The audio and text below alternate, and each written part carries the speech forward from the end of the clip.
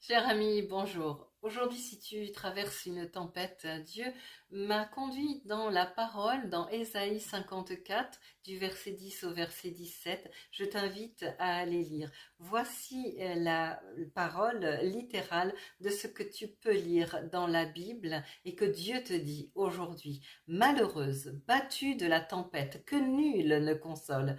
Voici, je te donnerai tes fondements de saphir, tes créneaux de rubis et toutes tes enceintes de pierres précieuses.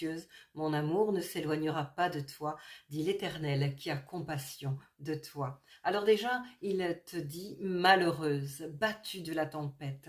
Le Seigneur voit à quel point vraiment cette situation est compliquée et vraiment c'est une situation de malheur et d'insécurité. Il te dit même que nul ne console parce qu'il voit combien tu es seul à traverser cela, mais il l'est avec toi. Et voilà les promesses qu'il te fait.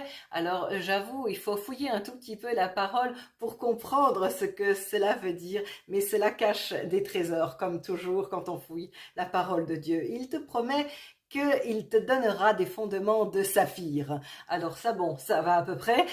Les fondements, c'est qu'en fait, il t'a déraciné, en fait. Hein. Tu as été ballotté, arraché du chemin sur lequel tu te trouvais parce que ce n'était pas le bon. Voilà qu'il te donne enfin des fondements, et pas n'importe lesquels. Il te donne des fondements de saphir.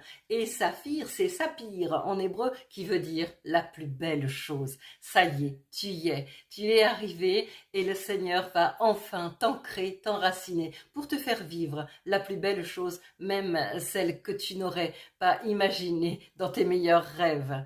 Voilà. Ensuite, il te dit qu'il va faire tes créneaux de rubis.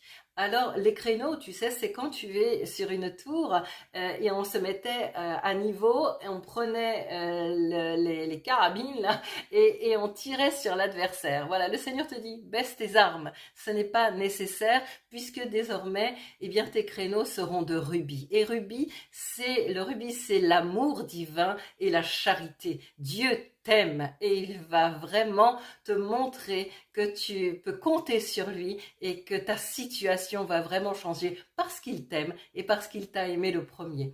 Enfin, tes enceintes seront de pierres précieuses. Et les pierres précieuses, c'est aussi la cuirasse qu'il avait demandé dans Exode au sacrificateur Aaron pour que Aaron vérifie la puissance de Dieu. Eh bien, toi aussi, tu vas vérifier la puissance de Dieu dans ta vie. Baisse tes armes, retire tes murs, ne t'inquiète pas, tout va très bien. Belle journée, sois richement béni.